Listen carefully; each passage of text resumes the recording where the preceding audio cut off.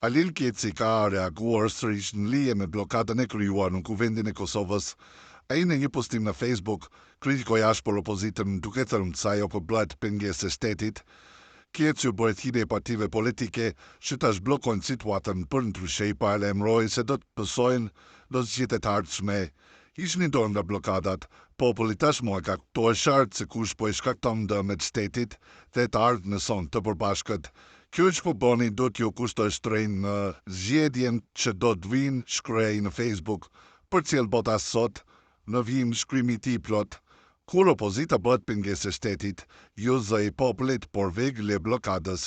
Në hijen e blokadës nuk ka dhe ka vetëm turp, një zë i fuqishëm nga zema e popullit ju thret. Prekni kokën, vetgjisoni dhe mos i kuzoni armiqtë tanë me përçarje. Kosova nuk ka nevojë për lëra politika, ajo ka nevojë për bashkim, mençuri dhe përgjegjësi kombëtare.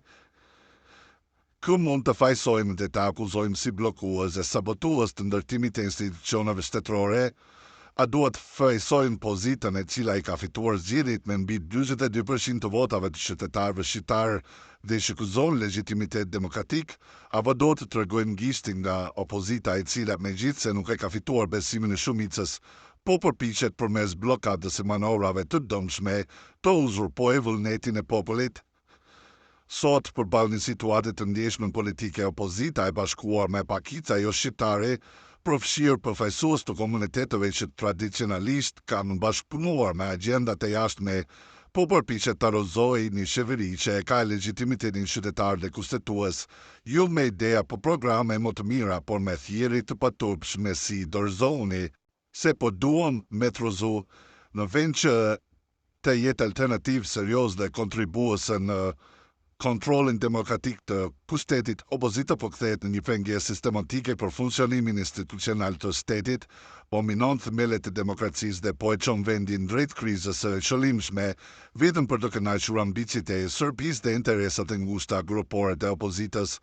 U millet, dëgjoni zërin e arsyes. Kosova nuk ka nevojë për pengesë institucionale, por për bashkëpunim kombëtar dhe një klasë politike të përgjegjshme që punon për interesin publik, jo për akmarrje politike.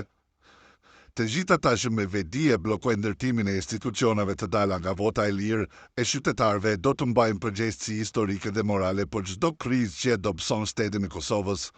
Kur interesat partjake vendosen mbi interesin kombëtar, atëherë nuk kemi më opozitë demokratike, por sabotim të shtetit. Kjo sile nuk i shërben popullit. Kosovës e asar mes ton euro-atlantike, Kosova është dërtuar me gjakun e dëshmorëve dhe sakrificën e brezave, jo më blokime, shantazhe apo pazare politike, u bën thirrje opozitës, hiqni dorë nga blokadat. Popull tashmë ka kuptuar qartë se kush po i shkakton dëmet shtetit dhe të ardhmen son të përbashkët.